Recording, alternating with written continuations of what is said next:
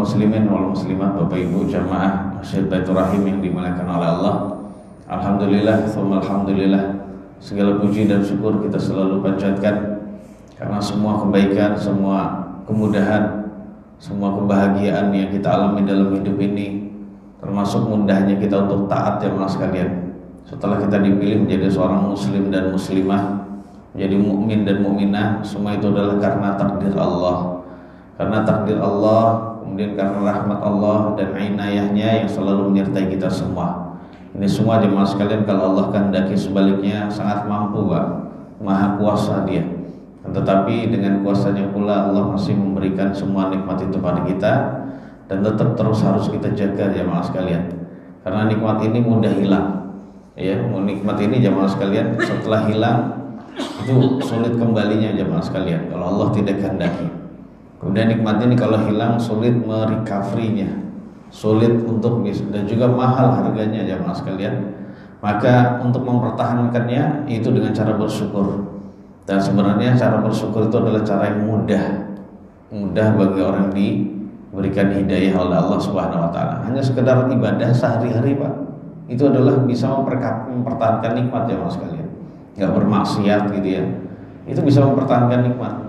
Namun ternyata orang yang berpaling dari Allah Subhanahu wa taala, mereka sulit sehingga Allah ya menimpakan hukuman bagi mereka di dunia dan di akhirat atau kedua-duanya. Kemudian salawat dan salam semoga selalu tercurah kepada Nabi yang mulia sallallahu alaihi wasallam. Semoga kita termasuk di antara pengikut Nabi yang bersabar menjalankan syariat yang mulia ini jamaah sekalian sampai ajal menjemput kita masing-masing.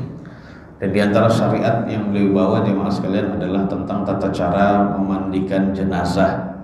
Dan ini adalah hal yang harus kita ketahui, Pak. Khususnya sebagian kaum muslimin harus mengetahuinya. Nggak boleh semua kaum muslimin nggak tahu, Pak. Ya katakanlah di dalam komplek ini nggak ada yang tahu, tapi kan kaum muslimin yang lain tahu, Pak. Ya berarti saat itu sudah tidak wajib. Namun kalau jemaah sekalian, kalau kita mempelajarinya, maka ini adalah menjadi kebaikan. Ya walaupun nggak wajib, takut mandi jenazah misalnya, Pak, tapi tetap belajar, Pak, nggak apa-apa. Karena suatu saat ya kita tidak tahu kondisi ketika nggak ada yang memandikan, Pak, ya kita harus maju jemaah sekalian. Ya seperti itu. Baik jemaah sekalian, kita akan mulai pembahasan masalah fikih atau hukum-hukum yang berkenaan dengan memandikan jenazah. Sekali lagi jemaah sekalian, kalau kita membahas tentang hal ini kita jadi selalu ingat kematian jemaah sekalian. Karena sebagaimana kita belajar memandikan, kita juga mungkin kadang memandikan ikut gitu, Pak ya. Kita suatu saat juga akan dimandikan dalam kondisi kita terbujur kaku jemaah sekalian. Nggak bisa apa-apa. Saat itu ya semua yang kita sudah hasilkan ternyata semua ditinggal jemaah sekalian. Nah ini menjadi peringatan, nasihat bagi kita bahwasanya kita akan seperti itu. Namun jemaah sekalian, dengan mempelajari ini sekali lagi, selain itu ingat kematian, ini juga untuk bisa melaksanakan kewajiban kita kepada Allah. Jemaah dimuliakan oleh Allah Subhanahu wa taala, setelah jenazah atau seorang meninggal, seorang muslim atau muslimah meninggal, maka sebelum dimandikan jemaah sekalian, para ulama mengatakan ya harus dipastikan dulu meninggalnya, Pak. Harus dipastikan dulu meninggalnya. Jadi di kalangan para ulama jemaah sekalian itu memiliki tanda-tanda yang dengannya kita bisa mengetahui orang itu meninggal jemaah sekalian. Ya kalau zaman sekarang mudahlah ya lewat pemeriksaan dokter yang menyatakan bahwasannya dia sudah tidak bernyawa lagi, ruhnya sudah keluar. Itu bisa jemaah sekalian dengan alat canggih di zaman sekarang. Jadi jangan kita sembarangan menghukumi orang, dimandiin, dikafanin, dikerandain, Pak, dalam keadaan sebenarnya dia masih hidup, Pak. Ya ini tidak boleh. Jadi harus hati-hati seperti itu. Jadi kalau memang, jadi khawatir kita mengubur orang yang masih hidup jemaah sekalian, ya. Nah dalam kondisi seperti itu ya hendaknya kita pastikan dia benar-benar sudah wafat, sudah tidak bernyawa lagi, seperti itu, Pak. Dan setelah itu jemaah sekalian, adabnya tentu saja biasanya orang yang meninggal itu matanya terbelalak gitu ya. Itu adalah hal wajar. Ingat jemaah sekalian, matanya terbuka melotot itu hal yang wajar. Karena ruh ketika itu diangkat kan naik ke atas, Pak. Maka saat itu mata itu ngikuti arahnya jalan ruh, sehingga terbelalak gitu. Nah, kita sunnahnya adalah untuk bisa memejamkan matanya, gitu saja udah dipejamkan, dan tidak ada bacaan khusus, ya, tidak ada bacaan khusus saat memejamkan matanya jenazah. Kemudian setelah itu kita doakan dengan doa-doa yang baik, jemaah sekalian. Sebutkan namanya saja. Allahumma gfirli bapak fulan misalnya. Allahumma gfirli abdika fulan. Fulan itu namanya Pak. Ya, taubin atau tidak yang penting jelas. Sebab kenapa jemaah sekalian? Karena ketika kondisi ya berduka seperti itu ada malaikat-malaikat yang akan mengamini doa kita. Makanya kita sering doa yang baik Pak, ya. Doa yang baik, semoga Allah mengampuni bapak fulan, ibu fulanah gitu ya. Seperti itu jemaah sekalian. Jadi jangan sampai kita katakan hal-hal yang buruk. Karena ketika Abu Salamah meninggal jemaah sekalian, Nabi saat itu berdoa. Ini belum sholat jenazah jemaah sekalian. Ini belum sholat jenazah. Beliau berdoa, Allahumma gfir li fulan, Allahumma gfir li Abi Salamah. Ya Allah, ampunilah Abu Salamah, warfa' darajatahu fil mahdiyyin. Angkatlah derajat dia jemaah sekalian bersama dengan orang-orang yang mendapatkan hidayah. Kemudian wakhlufhu fi aqibihi fil ghabirin. Dan jadilah ya Allah engkau sebagai pengganti ya untuk keturunan-keturunannya yang mengurusi mereka saat Abu Salamah meninggal. Karena terkadang jemaah sekalian, anak-anak dan keluarga kita itu saat kita wafat ya, itu ada yang itu nggak ada yang ngurusi jemaah sekalian, nggak ada yang memperbaiki urusannya. Maka dengan kita berdoa wakhlufhu fi aqibihi fil ghabirin, ya, jadilah ya Allah engkau sebagai pengganti yang merawat urusan-urusan keluarganya setelah dia wafat. Nah, maka saat itu kita serahkan dia kepada Allah, karena dia yang lebih bisa jemaah sekalian, lebih kuasa dan lebih kaya jemaah sekalian untuk mengurusi keluarganya. Nanti Allah jadikan keluarganya gak sia-sia. Nah, jadi doa-doa yang baik seperti itu. Kemudian yang berikutnya waghfir lana walahu ya rabbal alamin, dan ampunilah kami dan dia ya rabbul alamin, wahai Rabbnya semesta alam. Wafsah lahu fi qabrihi wa nawwir lahu fi, dan luaskanlah kuburannya serta terangi. Ya, karena memang kuburan itu bisa sempit Pak. Karena di antara siksa kuburan itu nanti akan dihimpit. Kuburan itu nanti akan menghimpit, akan menghimpit orang yang disiksa itu. Kemudian setelah itu kuburan juga gelap jemaah sekalian. Dan cara menerangkannya dan juga meluaskannya diantaranya adalah kita berdoa. Kemudian jemaah sekalian, setelah itu dianjurkan, kata ulama jemaah sekalian, kita mengikat ininya Pak, mengikat kedua rahangnya Pak. Jadi diikat ya rahangnya supaya tidak mangap gitu ya, supaya tidak mangap saat dia meninggal. Jadi mumpung dia masih dalam kondisi lemes gitu ya, itu masih bisa ditutup gininya. Mungkin dia mangap gitu Pak, saat itu segera ditutup jemaah sekalian, ditutup, diikat dulu. Ini sebelum dimandikan jemaah sekalian ya. Jadi itulah yang dianjurkan oleh para ulama. Jadi seperti itu. Soalnya kalau mangap itu bukan berarti kita takut, tidak Pak. Jadi tujuannya adalah ketika nanti dimandikan tidak masuk air, kemudian tidak masuk binatang-binatang dan sebagainya. Itu tujuannya. Yaitu adalah anjuran. Kemudian yang berikutnya jemaah sekalian adalah ada yang disunahkan Pak setelah jenazah meninggal, yaitu talyinu mafassilihi, yaitu melenturkan tulang-tulang persendiannya. Itu sunnahnya demikian, atau anjurannya dari para ulama demikian. Jadi setelah dia meninggal dibaringkan gitu Pak, ya, kakinya itu dilemesin Pak, misalnya nih kakinya ya, jadi dilemesin dengan cara dinaikin gitu, dinaikin gini-gini, sekali, dua kali, tiga kali gitu ya. Habis itu kirinya juga demikian, kaki ini misalnya Pak. Jadi apa?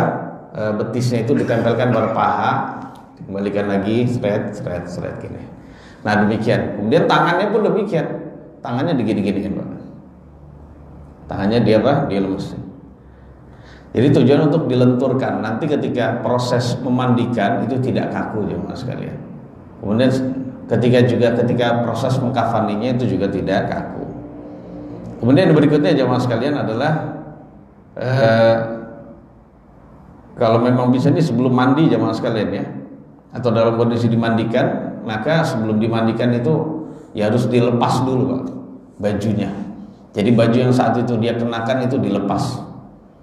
Ya, dilepas jemaah sekalian. Dan itu adalah memang sunnah yang berlaku mulai dari zaman Nabi, Pak. Nah, kecuali jenazahnya Nabi sendiri sallallahu alaihi wasallam, saat beliau wafat jemaah sekalian, para sahabat itu bingung, ini gimana ya jenazah Nabi, apakah beliau dimandikan dalam kondisi kami buka busananya atau tidak gitu ya. Seperti itu jemaah sekalian. Ketika jemaah sekalian yang dimuliakan oleh Allah, para sahabat dalam kondisi bingung gitu, berbeda pendapat, belum mencapai kata mufakat, ya akhirnya para sahabat itu dibuat tidur, Pak. Jadi dibuat tidur. Jadi dalam kondisi berduka itu dibuat tidur, Pak, para sahabat Nabi. Kemudian tiba-tiba jemaah sekalian sampai ada seorang laki-laki. Jadi sampai tidurnya itu pulas jemaah sekalian, minyak sampai dagunya sebagian dari mereka itu sampai ada yang nempel dadanya, Pak. Nah, kemudian ada seorang yang berbicara kepada mereka dari salah satu sisi rumah Nabi, karena Nabi meninggalnya di rumahnya sendiri, rumahnya Aisyah, Pak. Ya, rumahnya Aisyah. Nah, salah satunya ada yang bicara, Pak. Kita nggak tahu siapa itu, dan nggak ada juga yang tahu siapa itu. Ya, mungkin itu adalah termasuk malaikat yang diutus oleh Allah jemaah sekalian. Dan kondisi karena dalam keadaan kondisi sahabat Nabi itu pada tidur, Pak. Nggak jelas suaranya gitu ya. Siapa dia, nggak ada yang kenal gitu ya, dan sebagainya. Juga nggak sempat ngelihat siapa dia karena namanya tidur. Nah, ternyata yang berkata itu ngomong begini jemaah sekalian, anighsilun nabiyya sallallahu alaihi wasallam wa alaihi thiyabuhu. Mandikanlah Nabi, ngomong gitu. Mandikanlah Nabi dalam keadaan dia tetap berbusana. Nah, seperti itu. Akhirnya para sahabat bangun menuju Nabi. Akhirnya jemaah sekalian, mereka memandikan Nabi dalam keadaan memakai gamis beliau. Gamis yang kita pakai itu, Pak, yang ya kayak Podoni pakai itu, kayak gitu. Nah, seperti itu. Akhirnya itu tadi ya, para sahabat menyiramkan air di tubuhnya Nabi ya, dalam kondisi beliau berbusana, mengucak-ucak dalam keadaan di atas gamisnya itu dan seterusnya. Nah, seperti itu jamaah sekalian. Nah, berarti menunjukkan memang berlaku di zaman dulu, di zaman Nabi jamaah sekalian, orang meninggal itu dibuka semuanya, Pak. Cuman dibuka semuanya itu pengertiannya adalah ya dibuka dari baju yang dia pakai habis itu, tapi auratnya itu ditutup. Auratnya ditutup. Makanya cara membukanya itu harus benar, Pak. Ditutup dulu bagian auratnya dengan sarung atau kain jarik gitu ya. Kain jarik tahu nggak, Pak? Kain yang batik-batik gitu ya, ditutup. Habis itu baru diambil dari bawah jarik gitu. Sehingga kita pas lagi pas melepas itu tidak melihat, dan ketika sudah terlepas semua juga tidak sampai terlihat auratnya. Seperti itu jemaah sekalian. Praktek kan gimana? Lapan-lapan ya sekalian ya. Kemudian setelah itu jemaah yang dimuliakan oleh Allah, ada ulama yang berkata, ternyata setelah jenazah atau seorang itu meninggal, itu dianjurkan diletakkan sesuatu yang berat di atas perutnya, Pak. Jadi sesuatu itu yang agak ada bobotnya di atas perutnya. Ya berupa apa gitu, terserah. Ya, dalam keadaan ditutup, Pak. Ini sebelum dimandikan jemaah sekalian. Ya tujuannya jemaah sekalian agar mencegah menggelembungnya dia. Ini kalau memang jenazahnya adalah jenazah yang mudah menggelembung perutnya setelah meninggal. Ada yang model demikian jemaah sekalian. Nah, khawatir untuk seperti itu. Nah, apalagi sambil nunggu ini, Pak. Sudah dimandikan, namun nunggu kerabatnya, nunggu anak perempuannya misalnya. Kalau anak laki-laki biasanya jamaah sekalian itu bisa dinego. Nih ayah udah selesai dimandikan dan disolati, kamu kenapa belum datang gitu ya? Kalau laki-laki biasanya bisa nego, Pak. Perempuan yang kadang itu nggak bisa, Pak. Bisanya jadi. Nah, dalam kondisi begitu dia masih jauh, Pak, beberapa jam lagi. Khawatir, mohon maaf, perutnya itu menggelembung gitu ya. Ya saat itu dikasih sesuatu yang agak berat, Pak, yang agak ada bobotnya gitu di atas perutnya, demikian. Itu kata ulama.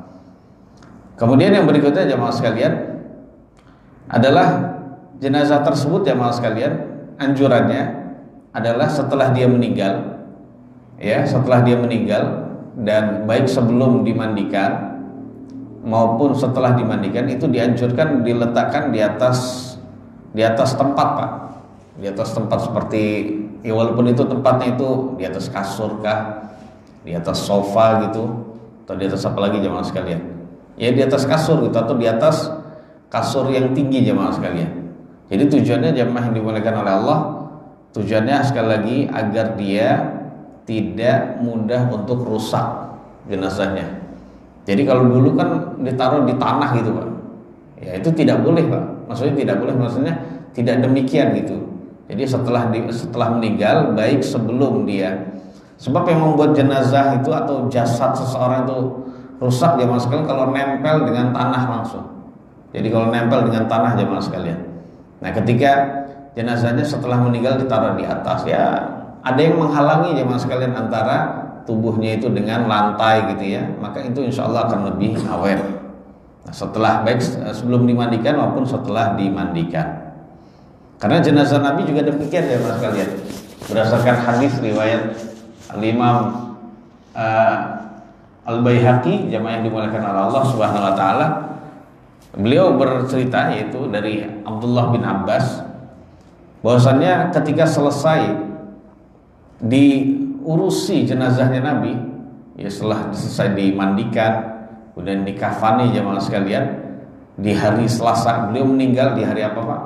Di hari Senin, kemudian beliau selesai diurusi jenazahnya, dikafani gitu ya, termasuk disolati di hari Selasa, maka jenazah beliau diletakkan di atas apa? Di atas sofa Pak, atau di atas apa? Di atas ranjang yang ada di rumahnya Nabi Shallallahu Alaihi Wasallam. Kemudian yang berikutnya jamaah sekalian, setelah meninggal maka sangat dianjurkan untuk segera diurusi. Jadi pengurusan jenazah hendaknya segera dilaksanakan. Jadi jangan terlalu lama jemaah sekalian. Ya kecuali kalau memang ada uzur yang memandikan masih ngantri dengan tempat yang lain, ya sih tidak mengapa.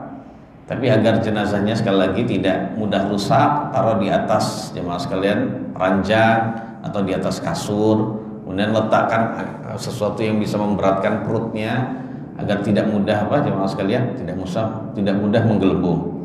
Karena itulah jemaah yang dimuliakan oleh Allah Subhanahu wa taala, anjuran dari agama kita, jangan lama-lama. Apalagi sudah selesai dimandikan, disolati, jangan lama-lama Pak. Jangan lama-lama jemaah sekalian. Karena itu sebenarnya adalah tidak baik. Ingat Nabi kita yang mulia sallallahu alaihi wasallam pernah bersabda, "Asri'u bil janazati fa in taku salihatan fa khairun tuqaddimunaha ilaihi." Jadi segeralah mengurusi jenazah, memandikannya, mengkafaninya, menyolati dan menguburkan, segera, jangan lama-lama. Sebab jika jenazah tersebut soleh dan solihah gitu ya, maka jamaah sekalian itu sama dengan kita menyegerakan kebaikan kepada dia, segera mendatangkan dia pada kebaikan jamaah sekalian. Jadi jangan lama-lama. Berarti kalau kita nunda-nunda, ini jenazah orang soleh solehah, berarti sama seperti kita mau menunda kebaikan bagi dia. Dia nggak suka Pak. Wa in takul siwa dzalika fasyarrun tad'unahu 'inda qabikum. Nah kalau jenazahnya nggak soleh gimana? Tetap kita segerakan Pak. Tujuannya apa jemaah sekalian? Kalau jenazah tidak soleh, ya maka itu adalah keburukan yang segera kalian letakkan dari pundak kalian. Ya udah nggak apa-apa, segeralah. Jadi jangan lama-lama kita berada di dekat dan memikul dari jenazah yang buruk itu. Nah jenazah buruk ini tentu saja maknanya adalah dia bukan kafir Pak, dia masih muslim namun tidak soleh, tapi tetap harus diurusi Pak, gitu ya. Mentang-mentang dia jarang sholat, cuman jarang sholat, mentang-mentang dia meninggal karena maksiat gitu ya, kita nggak mandikan Pak, nggak ada yang mandiin, nggak ada yang ngafanin, dosa semua Pak, orang muslim yang tahu di situ. Tetap harus diurusi Pak. Dan kita ya nyolati juga wajib itu Pak. Dan kita mohonkan setelah itu diserahkan urusannya kepada Allah Subhanahu wa taala. Namun kita tetap tulus memohon kepada Allah untuk saudara kita ini loh. Dia walaupun begitu Pak, tetap saudara kita. Enggak dipisahkan karena dia masih dalam iman jemaah sekalian. Nah, kita tetap harus mendoakan dia dengan tulus agar dia diampuni, dirahmati dan diselamatkan dari siksa kubur dan neraka. Ada lagi jamaah sekalian, ini lebih mengejutkan lagi. Nabi kita yang mulia sallallahu alaihi wasallam juga bersabda dalam redaksi lain yang menunjukkan ini harus disegerakan jenazah. Jangan lama-lama. Itu jangan seperti orang non muslim, Pak. Dilamain lama gitu, Pak. Berhari-hari jenazah itu. Ya, berhari-hari jenazah. Padahal bisa disegerakan. Ya, beliau bersabda, "Idza wudi'atil janazatu fahtamalaha ar-rijalu 'ala a'naqihim, fa in kanat salihatan qalat qaddimuni."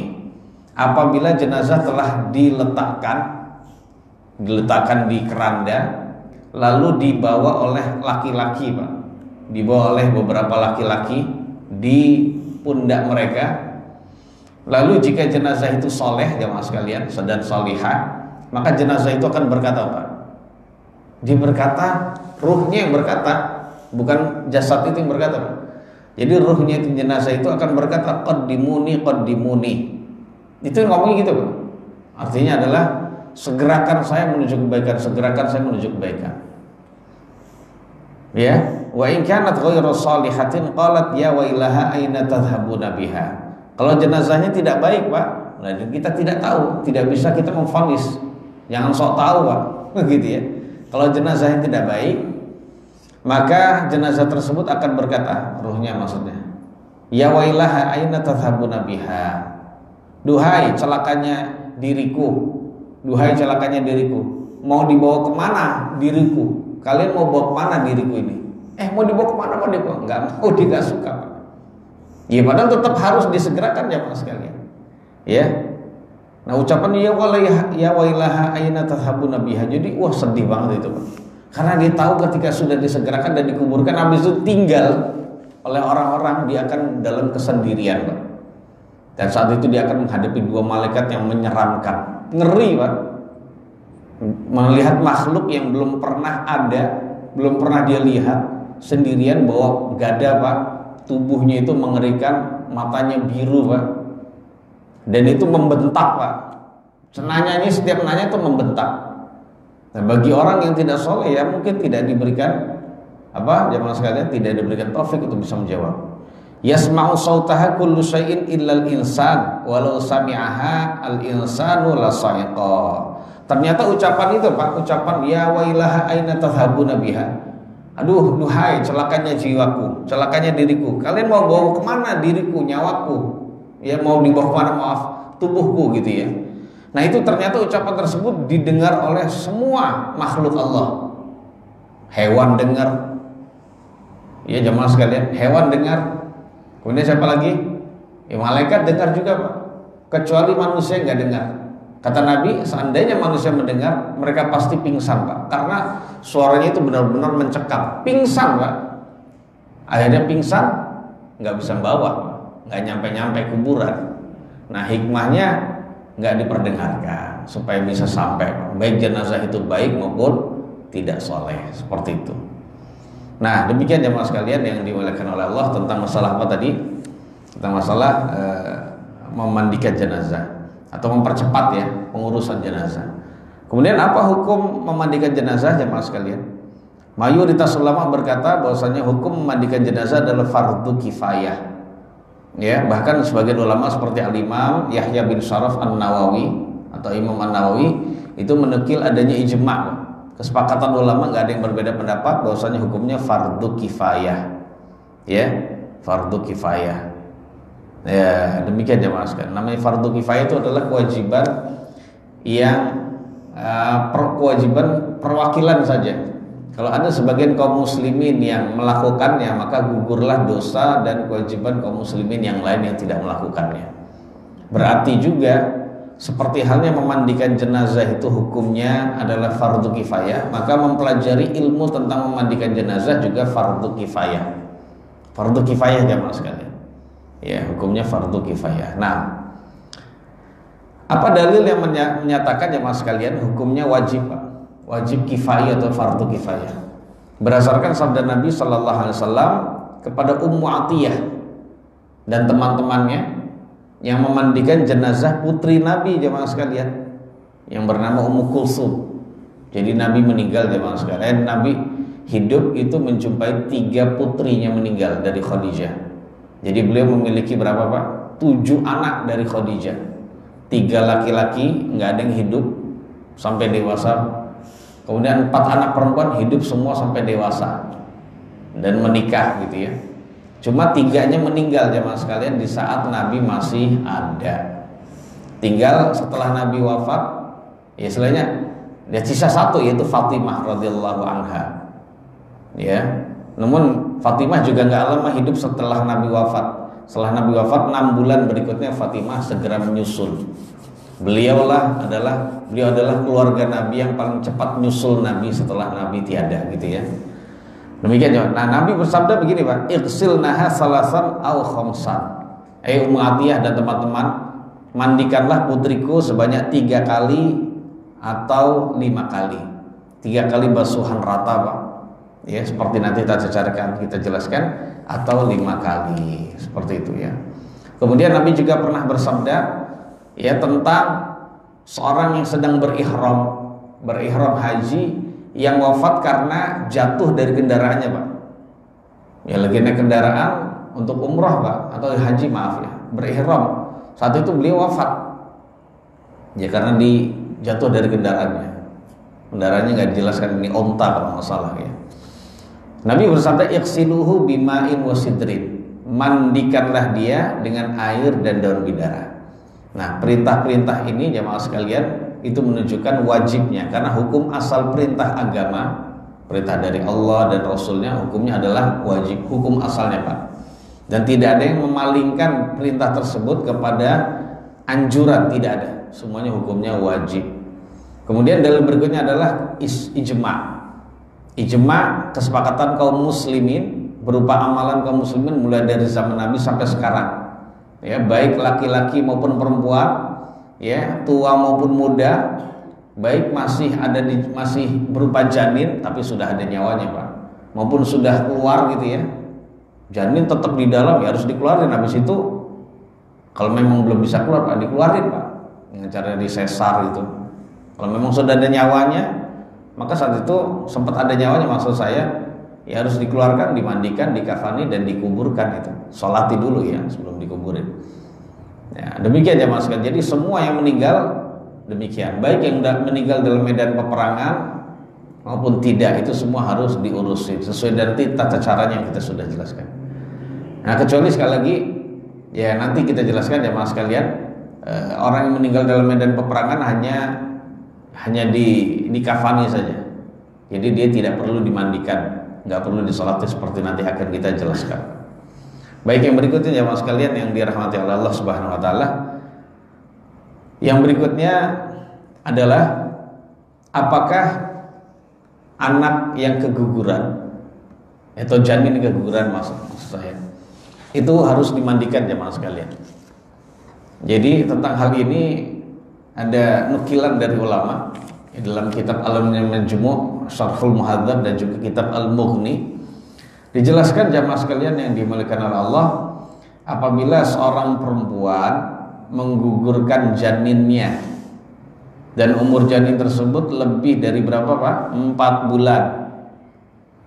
Sebab kalau sudah 4 bulan maka janin tersebut sudah ada ruhnya Pak, 120 hari. Mohon diingat Pak, nanti kalau ada kasus di tetangga kita demikian, ya makanya kalau sudah menggugurkan janinnya itu usia kandungannya adalah 4 bulan atau lebih, maka jenazah tersebut dimandikan, atau jenazah janin tersebut dimandikan, dikafani juga, disolati. Seperti karena sudah menjadi ruh Pak, udah makhluk gitu Pak, ya. Jadi seperti itu. Dan kalau memang belum sampai 4 bulan, maka saat itu hukumnya tidak dimandikan, tidak usah dikafani dan tidak disolati. Ya mungkin hanya dililitkan kain gitu saja, dikubur seperti mohon maaf mengubur selain makhluk, karena tidak dianggap makhluk nih Mas sekalian. Ya mungkin udah dikubur, habisnya dikuburin gitu ya. Nggak usah disolati ya Mas, karena bukan siapa-siapa. Baru misalnya 3 bulan, ya baru udah berbentuk kecil gitu ya, ya hanya dibalut kain gitu saja, habis itu dipendam gitu ya, selainnya bukan dimakamkan ya Mas sekalian. Nah seperti itu jamaah sekalian. Jadi kalau jenazah atau janin itu belum 4 bulan berarti belum ada nyawanya. Berarti konsekuensi di istri kita atau di perempuan itu juga ada Pak hukumnya. Kalau sudah ditiup ruh kemudian dia gugur, baik meninggal ketika masih di dalam kandungan Pak, kalau sudah sempat ada ruhnya atau sudah sempat keluar Pak, maka ketika itu jamaah yang dimuliakan oleh Allah keluar dalam keadaan sudah meninggal. Pas di dalam masih hidup tapi ternyata lama keluar, ternyata meninggal Pak dalam perjalanan, baru nongol kepala habis itu meninggal misalnya. Ya sudah, berarti jenazah tersebut dimandiin Pak, dikafani, disolati dan dimakamkan. Terus seperti kaum muslimin biasa Pak. Dan konsekuensi bagi ibu yang mengandung itu mengambil hukum nifas. Loh begitu Pak. Mengambil hukum nifas, yaitu tidak sholat selama umumnya 40 hari. Jadi selama darah nifasnya itu keluar, yang umumnya masanya adalah 40 hari, maka dia tidak sholat. Kecuali kalau sebelum 40 hari suci Pak, harus segera mandi dan juga sholat gitu ya. Terus kalau lebih gimana jemaah sekalian? Nah menurut pendapat yang kita pilih, kalau lebih ya tetap dianggap nifas kalau memang bentuk darahnya sama Pak. Sebab para ulama mengatakan nifas, masa nifas paling lama adalah 60 hari. Loh, begitu. Kemudian kalau dia menggugurkan janinnya dalam kondisi belum ada ruhnya, belum ditiup ruhnya, kurang dari berapa tadi Pak? Kurang dari 4 bulan, maka janin tersebut tadi tidak usah dimandikan, tidak usah disolati, ya cukup dibalut kain, baik warna putih, warna yang lain silakan Pak, nggak ada ketentuan. Habis itu dipendam gitu saja, dikubur gitu saja. Dan ibu yang gugur kandungannya tersebut, perempuan yang seperti itu tidak mengambil hukum nifas. Itu darah yang keluar atau janin yang keluar itu hukumnya seperti damu fasad. Jadi darah yang rusak gitu saja. Seperti halnya seorang perempuan yang mengeluarkan darah di luar masa haidnya, seperti istihadah gitu. Tetap ketika itu dia wajib sholat jamaah sekalian. Ya mohon diingat ini jamaah sekalian, dia tetap wajib sholat dan siam Ramadan kalau memang dia mampu. Kalau sholat wajib Pak. Tapi masih keluar darah gimana? Itu bukan darah nifas jamaah sekalian. Nah caranya ya sebelum sholat dia balut dulu, dia sucikan dulu kemaluannya. Setelah itu pakai pembalut, baru setelah itu berwudu dan demikian sholat. Kemudian yang berikutnya jemaah sekalian, apakah orang yang meninggal dalam medan peperangan itu disolati? Jawabannya jemaah yang dimuliakan oleh Allah, para ulama berkata orang yang meninggal dalam medan peperangan melawan orang kufar, orang-orang kafir, itu tidak disolati jenazahnya, karena hukumnya dia mati syahid. Dia tidak disolati, tidak dimandikan itu karena jadi dikubur dengan darah-darahnya Pak, nggak dimandiin Pak. Ya, itu saking mulianya nggak dimandiin. Darahnya bercucuran, ya sudah nggak apa-apa. Dikubur dengan luka-luka dan darahnya, nanahnya gitu, ya nggak apa-apa. Jadi tidak usah dimandikan. Yang berdasarkan hadis ya mas sekalian yang dirahmati oleh Allah Subhanahu wa taala, bahwasanya beliau pernah bersabda tentang korban perang, ya, korban perang Uhud ya mas sekalian. Para sahabat Nabi yang meninggal karena menjadi korban perang Uhud, dan mereka ini dikuburnya di kawasan dekat Gunung Uhud, Pak. Ya kalau ada umroh, ada tur Siti tur Madinah itu ada Pak ya. Nah Nabi bersabda, la tughassiluhum, jangan kalian mandikan mereka, jangan dimandikan justru Pak, karena saking mulianya. Fa inna kulla jurhin aw kulla damin yafuhu miskan yaumal qiyamati wa lam yusalli alaihi. Nabi memberitahu alasan jamaah sekalian, kenapa jangan dimandiin. Udah, jangan dimandiin tapi dikafani dengan luka dan juga darahnya. Sebab setiap darah atau luka itu nanti di hari kiamat akan semerbak minyak wangi kasturi. Jangan. Nah itu Nabi ngasih tahu sebabnya. Ya, sebab kalau itu dimandiin juga ya, alasannya biar dibersihin Pak ya. Itu jamaah yang dimuliakan oleh Allah, itu akan menyebabkan keutamaan ini hilang. Jadi intinya gini jamaah sekalian, orang itu nanti di hari kiamat bangkit dalam kondisi dia matinya tuh. Ya kalau orang mati dalam medan peperangan bersimbah darah Pak, kepalanya ini ya. Itu nanti ketika bangkit Pak, di dalam kondisi seperti itu, tapi wangi, warnanya warna darah, tapi ternyata wangi kasturi, nggak amis kayak kita. Dan itu sebagai bukti Pak. Nanti orang tuh beda-beda Pak. Ada orang gini ya Mas, apa? Ada orang mati bangkit, ternyata dia berdarah-darah. Namun berdarah itu disukai wanginya oleh orang saat itu. Berarti itu dulu orang yang pernah mati syahid. Ada orang yang meninggal ada orang yang bangkit dari kubur. Ternyata jemaah sekalian termasuk dalam kondisi tercekik Pak. Oh, ketahuan dia dulu pemakan riba. Ya seperti itu jemaah sekalian. Dan lain-lain kondisi yang berbeda-beda itu. Ada orang yang meninggal dalam kondisi dia mengucapkan talbiyah, labbaik Allahumma labbaik, labbaik la syarika lak. Itu sebagai pertanda dia meninggal dalam keadaan sedang berihram, haji atau umroh. Dia pas bangkit ya Mas sekalian, dalam kondisi dia joget-joget ini Pak. Berarti dia adalah orang yang meninggal dalam kondisi joget-jogetan. Nauzubillah. Nauzubillah semua nauzubillah. Banyak orang yang seperti itu ya Mas sekalian, meninggal dalam kondisi maksiat. Kalau orang meninggalnya dalam kondisi maksiat ya Mas sekalian, berarti itu juga menunjukkan bahwasanya dia adalah orang yang rutin melakukan maksiat itu, joget-jogetan itu. Akhirnya Allah mewafatkan dia sesuai dengan kondisi kebiasaan dia. Ya demikian, makanya hati-hati Pak dalam hal ini. Dan lain-lain jemaah sekalian. Ya, bisa jadi dia dalam kondisi dia mau murajaah Quran, hafalannya tiba-tiba meninggal Pak. Masya Allah, bisa menjadi dia nanti di hari kiamat termasuk orang ya pas lagi bangkit dia baca firman Allah Pak. Ya Allah, mulianya orang seperti itu. Ya Allah, semoga Allah matikan kita di atas kebaikan dan husnul khatimah semua. Ya ini harus benar-benar waspada aja Mas sekalian dengan perbuatan kita. Nah itu seperti itu ya Mas sekalian. Kemudian Nabi jamaah yang dimuliakan oleh Allah, hadis yang lain tentang gak usah dimandikannya orang yang mati syahid dalam medan peperangan, yaitu hadis yang diriwayatkan oleh Imam Al-Bukhari, Abu Dawud, Ahmad dari Jabir bin Abdullah radhiyallahu anhuma. Beliau bercerita bahwasanya Nabi pernah mengumpulkan 2 orang korban perang Uhud dalam satu kain Pak. Karena korbannya 70 orang, banyak. Sedangkan ketika itu Islam masih belum kaya jemaah sekalian. Akhirnya jadi setiap orang ngafaninya gak sendiri-sendiri Pak. Tapi satu kafan itu buat 2 orang. Satu kafan buat 2 orang. Caranya gimana tuh?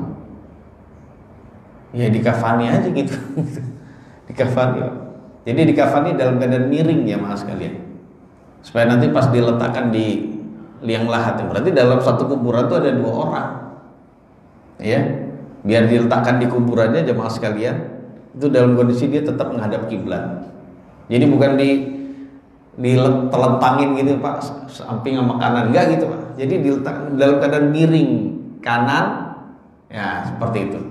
Miring kanan terus habis itu ada yang di belakangnya, baru dikafani jemaah sekalian. Kata siapa Nabi? Jabir bin Abdullah. Kemudian Nabi bersabda, ayyuhum aktsaru akhdhan lil Quran. Setiap Nabi mau membungkus Pak, setiap para sahabat mau membungkus satu kain, 2 orang di dalam satu kain, ya satu kain kafan. Nabi bertanya, siapa di antara keduanya ini paling banyak hafalan Qur'annya? Ya, kalau Nabi dikasih tahu pada salah satu, oh ini Nabi yang paling banyak, Nabi nyuruh dia paling depan, paling dekat dengan kiblat. Nah demikian jemaah sekalian. Nah, berarti jemaah sekalian yang dimuliakan oleh Allah, orang yang hafal Al-Quran, bisa Al-Quran, baca Al-Quran dengan benar dan menghafalkannya, itu orang yang dimuliakan dunia dan akhirat. Di dunia disuruh maju untuk jadi imam, ya. Kemudian kalau di akhirat juga seperti itu. Jadi saat dia masih hidup maupun sudah tiada. Kemudian Nabi bersabda, ana syahidun ala haula yaumal qiyamah. Saya akan menjadi saksi bagi korban perang Uhud ini di hari kiamat nantinya. Dan Nabi menyuruh mereka menyuruh agar mereka dimakamkan dengan darah-darah dan luka mereka, tidak dimandikan dan tidak disolati karena saking mulianya, karena mulianya dan karena agungnya jemaah sekalian. Jamaah sekalian, pertanyaannya begini. Terus siapa orang yang meninggal dalam medan peperangan itu yang tidak dimandikan begini? Jamaah sekalian, orang yang mati syahid yang tidak dimandikan adalah orang yang mati karena disebabkan berperang melawan orang-orang kafir saat berkecamuk, Pak. Baik dia dikubur, baik dia dibunuh oleh orang kafir atau dibunuh oleh senjata muslim yang salah nyasar ke dia, Pak. Pengen manah siapa? Musuh, namun ternyata malah kena temennya sendiri. Ya, kalau memang nggak sengaja, Pak, nggak dosa, Pak. Susah dalam peperangan untuk ngepasin begitu. Atau dia terkena senjata makan tuan sendiri, Pak. Mau ngelempar mortir, mortirnya malah nggak ngelempar, Pak. Mortirnya malah jatuh di dekat, jadi telat larinya, buah meledak, mati syahid ya, Pak. Contoh kan seperti itu. Kan ada video-video lucu tuh. Mortir malah nggak mental gitu ya, nggak melesat gitu, malah ke situ. Atau pengen lempar granat, Pak, salah lempar, Pak, malah ya orang dalam kondisi panik itu macam-macam, Pak. Atau dia jatuh dari kendaraannya, Pak. Kalau dulu jatuh dari kudanya, atau kalau sekarang jatuh dari kendaraannya, jamaah sekalian. Atau jamaah sekalian dia diinjak-injak oleh kendaraan dia sendiri atau kendaraan kaum muslimin lainnya atau yang lain, kendaraan orang kafir misalnya. Atau dia dijumpai dalam kondisi terbunuh di saat apa, jamaah sekalian? Di saat selesai perang, Pak. Selesai perang, dia dalam kondisi terbunuh walaupun dia nggak ada luka apa-apa, Pak. Nggak diketahui sebab kematiannya, apakah karena dibunuh atau karena apa, nggak tahu, Pak, jamaah sekalian. Baik ada bekas darahnya atau tidak, baik mati dalam saat itu, jamaah sekalian, saat dalam peperangan, atau dia meninggalnya itu setelah beberapa masa setelah selesainya perang, jamaah sekalian. Jadi seperti itu, jamaah yang dimuliakan oleh Allah Subhanahu wa taala. Jadi baik dia juga meninggal sebelum selesai perang maupun setelah selesai perang. Ya, demikian. Ya, ada yang meninggal langsung, ada yang meninggal nanti beberapa lama, Pak. Karena biasanya perang di zaman dulu itu lama. Jadi karena akan berhenti di malam hari, Pak. Terbenam itu berhenti. Nggak terjadi perang itu di waktu malam hari, tidak ada, Pak. Jadi perang yang jantan tuh begitu. Nggak kayak perang banci seperti Yahudi, Pak. Saudara-saudara kita Gaza itu dibombardir itu malam hari. Memang banci semua orang-orang Yahudi itu ya. Ya kalau sekarang udah nggak ada aturan, Pak. Siang malam perang, Pak. Kalau dulu tuh ada aturan disepakati oleh seluruh bangsa aja. Kalau sudah terjadi malam terbenam atau itu udah nggak ada perang. Ya, perang itu hanya ada di siang hari saja. Demikian. Kalau antum pernah dulu masih kecil, Pak, ya, saya belum tahu gitu. Ternyata di bangsa apapun itu, Pak. Baik, Bang, di kisah Mahabharata pun demikian, Pak, ya. Malam itu berhenti perang, Pak. Terus siang nanti mulai lagi dengan ditiupin trompetmu gitu. Ternyata non muslim pun begitu sama. Di zaman dulu pun demikian, Pak. Bukan di zaman awal-awal ketika Nabi ada, enggak, dulu gitu. Karena di zaman Bani Israel gitu, saat di zaman Nabi Musa dan setelahnya, peperangan itu kalau sudah terbenam matahari berakhir, Pak. Ya nanti terusin besok lagi begitu. Nah, itu kesepakatan, Pak. Sekarang beda. Nah, kemudian jamaah sekalian, ada kondisi di mana terkadang orang yang mati syahid dalam medan peperangan, dia berangkat perang dalam keadaan junub, belum mandi janabat, sudah berangkat perang, Pak. Ya, itu apakah juga dimandikan? Karena ketika itu berkumpul dalam diri dia, wajibnya memandikan, Pak. Karena kondisi junub dan kondisi apa? Kondisi dia meninggal, Pak. Apakah dia dimandikan? Wallahu a'lam bishawab, tetap dia tidak dimandikan, jemaah sekalian. Orang yang meninggal dalam kondisi mati syahid plus junub, ya, belum selesai berhubungan suami istri, atau sudah selesai jamaah sekalian tapi belum sempat mandi, dia udah disuruh berangkat perang. Ya, karena perang itu kalau udah telat berangkat gimana? Cuma sekedar mandi gitu, telat, Pak, berangkat. Ya. Nah, jamaah sekalian, Nah ini berdasarkan apa dalil? Ya, berdasarkan dalil ya mas sekalian ya. Tentu saja berdasarkan dalil secara keumuman bahwasanya orang yang mati syahid tidak dimandikan. Ya. Kemudian Nabi kita SAW juga tidak memandikan jenazahnya Hanzalah bin Abi Amir saat dia wafat ya mas sekalian. Dia termasuk korban perang Uhud dan sebelum dia berangkat dia dalam kondisi berhubungan dengan istrinya. Belum selesai berhubungan Pak. Habis itu ada suara keberangkatan, dia langsung berangkat Pak. Nah ternyata jemaah sekalian Nabi bersabda, inna sahibakum tughassiluhu al malaikah. Teman kalian ini si Hanzalah bin Abi Amir itu dimandikan oleh para malaikat. Kemuliaan gitu Pak. Kenapa kok bisa dimandikan? Bingung para sahabat. Yang lain nggak dimandiin tapi dia sendiri dimandi Pak. Turun air hujan dari langit Pak. Karena malaikat memandikan dia. Jenazah satu ini doang ini dihujanin Pak. Dihujanin gitu. Ya. Kemudian akhirnya ditanya para sahabat gitu, nanya sama istrinya, kok dia bisa gitu ya? Terus istrinya ngomong Pak, innahu kharaja lamma sami'al ha'i'ah wa huwa junub. Iya, dia langsung keluar saat mendengar pengumuman harus berangkat saat itu juga. Dalam keadaan dia sedang junub, berarti belum selesai berhubungan intim Pak. Dia langsung segera gitu ya. Karena ya mungkin mau meninggalkan istri lama Pak ya, berhubungan dulu gitu. Belum selesai Pak, dipanggil. Udah, taatnya para sahabat kepada Nabi jemaah sekalian itu luar biasa, nggak ada yang meragukan jemaah sekalian. Makanya golongan yang mengkafirkan para sahabat jemaah sekalian yaitu golongan Syiah, golongan yang lebih dekat dengan kekufuran daripada iman Pak. Sebenarnya mereka lah yang kufur, mereka lah yang kafir, bukan para sahabat. Ya demikian jemaah sekalian. Ya begini mereka lebih mementingkan agama dibandingkan istrinya dan kesenangannya jemaah sekalian ya demikian. Dan jemaah yang dimuliakan oleh Allah Subhanahu wa taala, karena Nabi tidak memandikannya maka tidak perlu dimandikan. Kalau alasan malaikat memandikan itu kan malaikat tidak dikasih taklif Pak, tidak dikasih beban perintah dan larangan.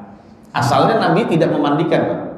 Adapun malaikat yang memandikan ya sudah itu urusan Allah yang melakukannya. Jadi demikian.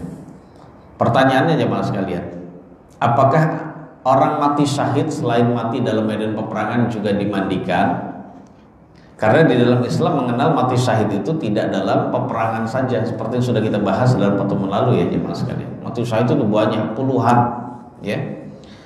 Nah jemaah sekalian yang dirahmati oleh Allah, orang yang mati syahid selain dalam medan peperangan, seperti orang yang mati syahid karena sakit perut. Ya kalau sekarang sakit banyak ya, asam lambungnya parah atau penyakit GERD gitu ya. Pokoknya perut lah, berkenaan dengan perut, sakit usus lah gitu ya. Atau dia meninggal karena terbakar. Atau dia meninggal karena penyakit taun Pak, penyakit yang mewabah. Atau dia meninggal karena tenggelam jemaah sekalian.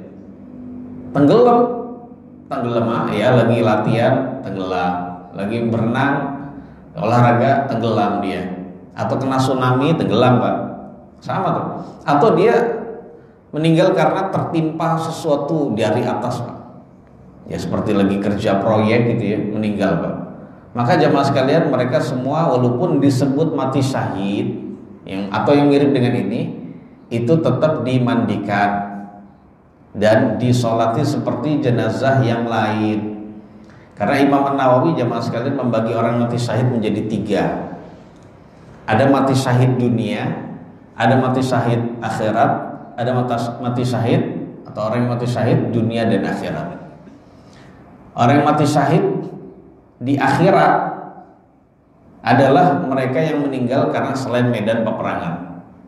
Selain dalam medan peperangan, mati syahid karena sakit perut, karena terbakar, tenggelam, termasuk ibu yang melahirkan Pak, itu termasuk Pak. Atau dia meninggal karena mempertahankan hartanya Pak, itu mati syahid, itu tetap dimandikan. Itu adalah orang yang di dunia bukan dianggap mati syahid, tapi di akhirat mendapatkan pahala mati syahid. Bedanya gitu Pak. Jadi mati syahidnya mati syahid akhirat.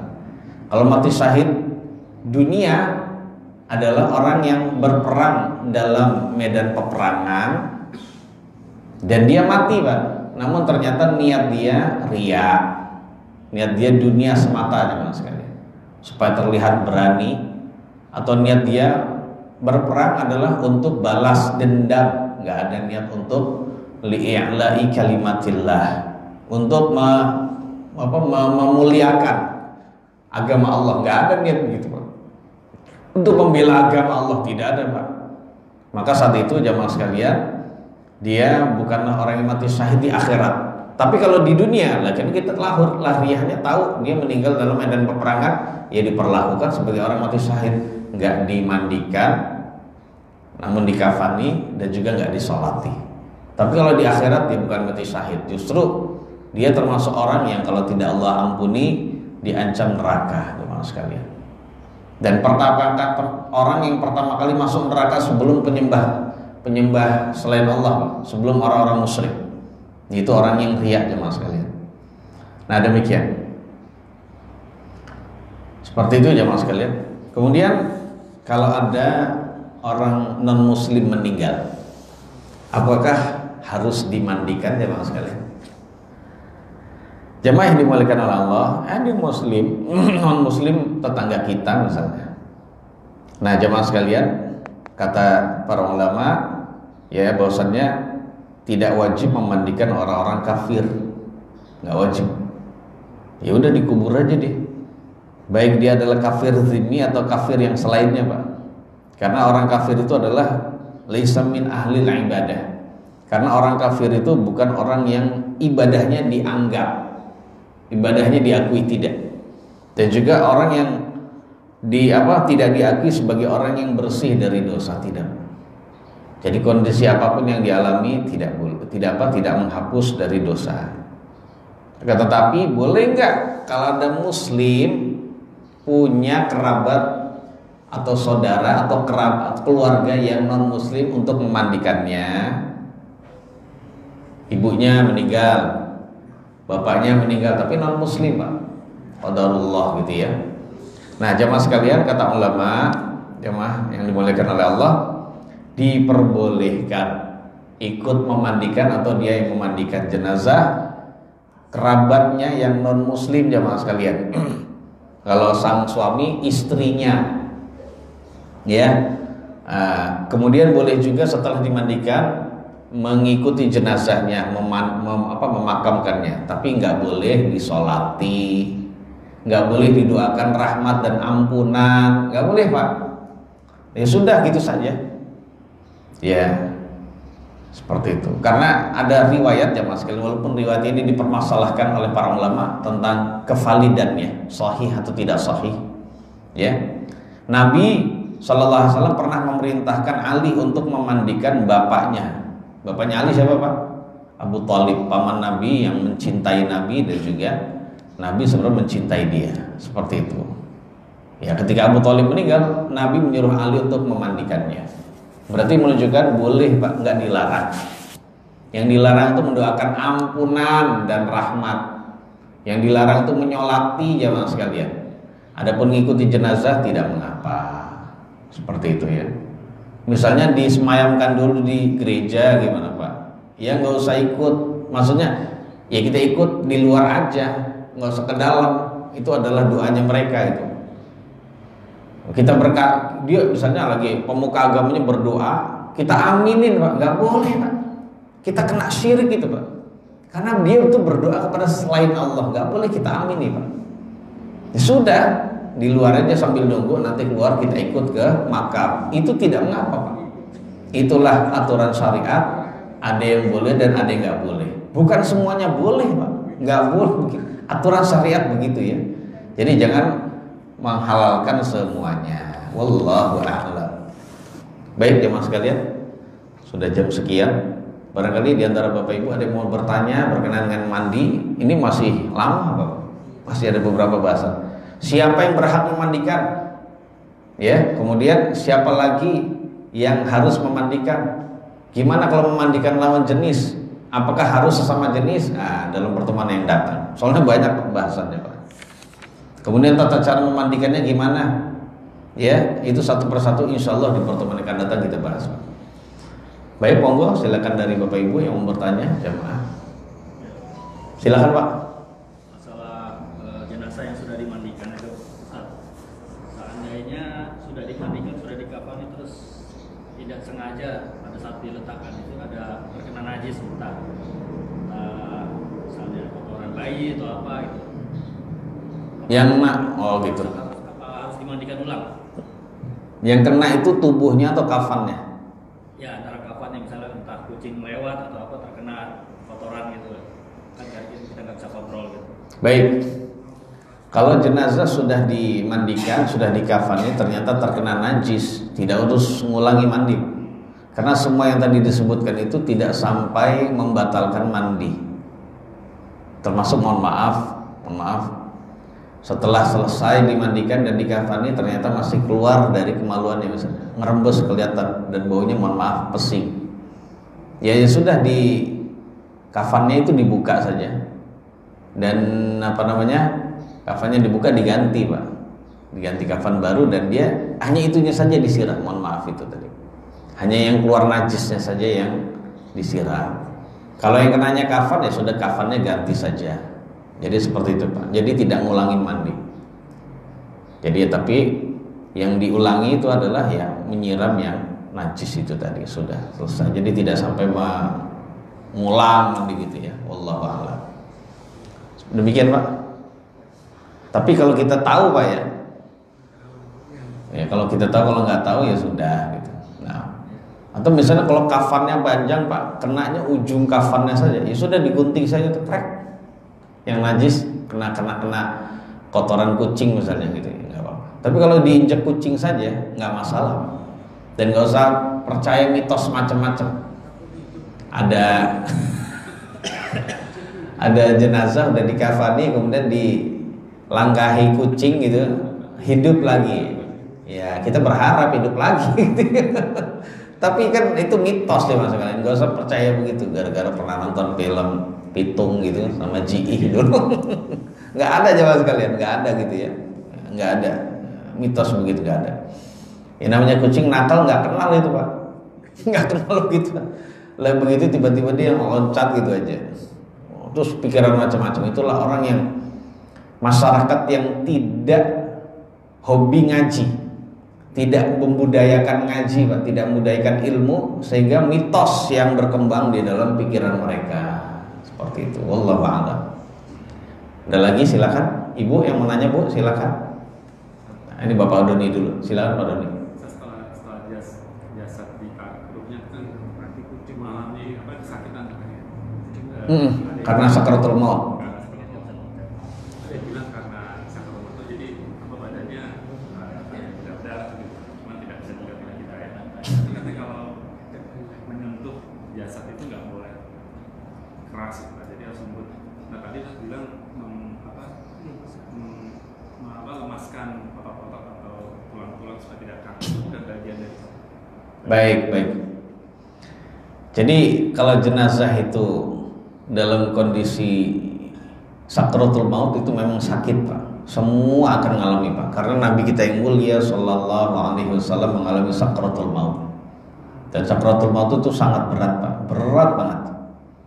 Jadi ini saat kondisi ruh mau berpisah dari jasad. Dan semua orang pasti ngalami jemaah sekalian.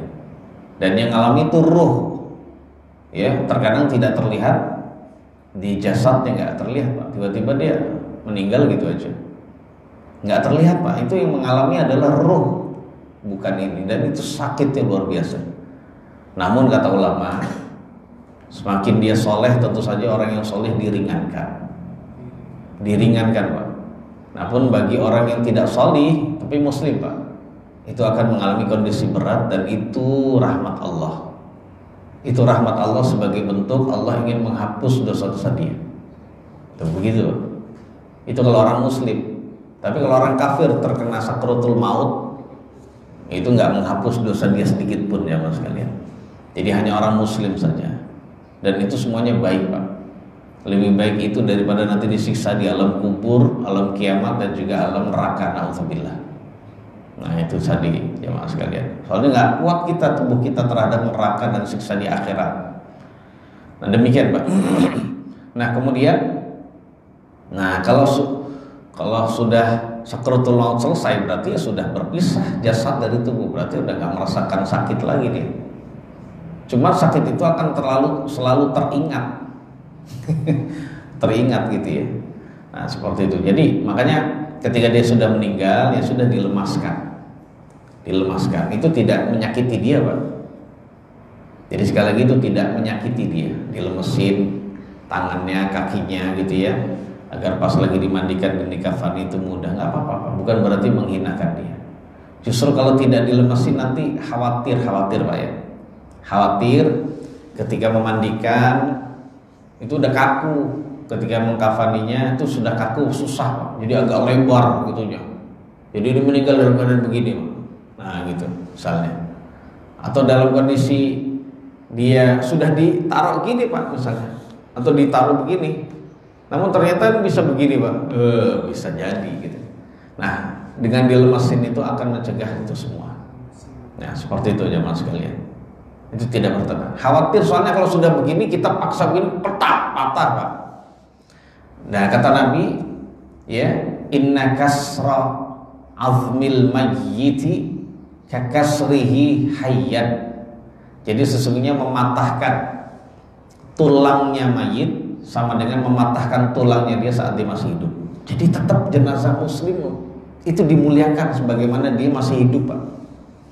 Jadi seperti itu, muslim itu berharga, muslim itu dimuliakan oleh Allah ya, walaupun dia sudah wafat sekalipun. Jadi mematahkan jenazahnya, melukai pun tidak boleh Pak. Jadi demikian. Adapun proses nanti jenazah itu kita urut pelan-pelan itu tidak menyakiti dia sama sekali. Nah Allah begitu Pak Doni. Ada lagi? Apa Pak? Oh forensik. Ya untuk keperluan forensik boleh, walaupun itu setelah dimandikan. Nanti setelah di forensik selesai, ya nggak usah dimandiin lagi. Ya boleh Pak. Ya semua dalam rangka untuk bisa maslahat yang lebih besar, mengungkap kasus kejahatan. Boleh Pak, nggak apa-apa. Cuman ya walaupun nanti jenazah tersebut harus yang mengawetkan itu harus disiram dengan formalin gitu, ya nggak apa-apa, itu urusan polisi dan juga urusan dokter forensik gitu ya. Nah kalau sudah demikian insya Allah nggak apa-apa. Nah, termasuk diperbolehkan untuk urusan mengungkap kasus kejahatan dalam kondisi jenazah sudah dimakamkan Pak. Ya itu urusan pun dokter itu. Habis itu nanti kuburin lagi, nggak usah dimandiin lagi, begitu aja Pak. Nanti kita kapan-kapan jelasin Pak, kapan jenazah itu boleh dikeluarin lagi setelah dikubur. Ya nanti babnya setelah beberapa lama. Ya, sebab pembahasan yang ada itu pernah saya baca Pak, jenazah yang ternyata lupa saat dikubur itu belum dihadapkan ke arah kiblat, balik lagi, dia akan digali lagi untuk dihadapin ke arah kiblat. Nggak boleh Pak, kaum muslimin itu dikubur dalam keadaan telentang ke atas gitu Pak. Jadi wajahnya itu harus menghadap kiblat. Orang beriman harus menghadap kiblat dalam kondisi hidup dan matinya. Itu kewajibannya. Tapi setelah dikubur kita nggak tahu dia tiba-tiba belakangnya ini kurang mantap, sehingga pas dikubur dia terlentang. Ya kita nggak tahu urusannya dengan Allah. Wallahu a'lam. Begitu Pak. Ada lagi silakan. Bapak nanya Pak. Ada ibu yang mau nanya Bu? Oh cukup baik. Silakan Pak.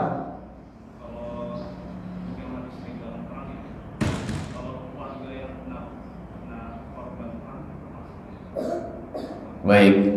Kalau dia tidak berperang fisabilillah, kemudian dia korban perang, apakah termasuk mati syahid? Wallahu a'lam. Anda bahas besok Pak. Anda belum tahu pasti. Soalnya perlakuan dia, apakah dia nanti dimandikan, disolati atau tidak. Untuk pastinya saya nanti ini. Soalnya mirip Pak, kondisinya dimirip dalam kondisi perang. Tapi dia nggak ikut perang, gitu. Tapi untuk pastikan insya Allah, karena ini sesuatu yang memang saya belum pasti, insya Allah di pertemuan yang akan datang insya Allah. Terima kasih atas pertanyaan yang sulit. Silakan Pak Dani. Ada hadis yang menyatakan kalau ruhnya jasad muslim itu kan dia ditarik pelan-pelan bagaikan air di teko tadi. Iya betul. Itu berarti kan dari zahir hadis itu seakan-akan tidak ada beban, tidak ada rasa sakit bagi jasadnya. Sedangkan ada hadis lain bilang kalau sakaratul maut itu mengalami kesakitan, kayaknya ada kayak iya baik. Itu semua tidak ada yang bertentangan Pak. Jadi bahwasannya ada hadis menunjukkan bahwasanya ruhnya orang yang beriman keluar itu dalam kondisi seperti keluarnya air pada teko, keluarnya air dari teko. Jadi keluar air dari teko itu kan rancar Pak. Nah seperti itu. Ya memang. Terus ada riwayat menjelaskan bahwa sakitnya sakaratul maut itu benar-benar sangat menyakitkan. Seperti keluarnya apa? Keluarnya daging dari duri Pak. Jadi dipaksa keluar serut gitu ya. Sakit memang. Dan lain-lain pokoknya ngeri Pak. Cuma itu tadi kan kita bilang bahwasanya semakin dia beriman, semakin dia saleh, itu akan semakin ringan sakaratul maut. Walaupun dia ngalami Pak. Ngalami walaupun itu mungkin sakitnya nggak seperti sakitnya orang beriman yang lain. Yang mungkin dia tidak soleh dan sebagainya. Seperti itu jemaah sekalian. Jadi enggak ya mungkin halus, bisa halus Pak, halus gitu ya. Nah, sesuai dengan hadis tersebut. Namun kalau dia solih, tapi kalau tidak solih ya tetap ngalami, cuman dalam kondisi mungkin berat. Semua intinya Mas sekalian Allah lebih tahu. Dan itu membuat kita semakin tunduk pada Allah dan takut Pak. Kondisi sakaratul maut itu pasti kita alami. Ya Allah lebih tahu. Orang solih pun dia mengalami begitu seperti Nabi dalam rangka menyempurnakan derajatnya. Allah lebih baik, lebih tahu. Ya. Kemudian kalau orang yang buruk, yang tidak solih mengalami sakaratul maut dalam rangka menghapus dosa-dosanya. Ya kita serahkan kepada Allah Subhanahu Wa Taala. Yang penting kita sebagai hamba berbakti, tunduk dan patuh padanya, seperti itu aja. Dengan niat lillahi ta'ala, bukan karena niat yang lain. Insya Allah mudah-mudahan kita harap derajat kita naik tanpa diberatkan dalam sakaratul maut. Bisa gitu kita harapkan. Ya. Ada lagi Pak? Ada pertanyaan nggak?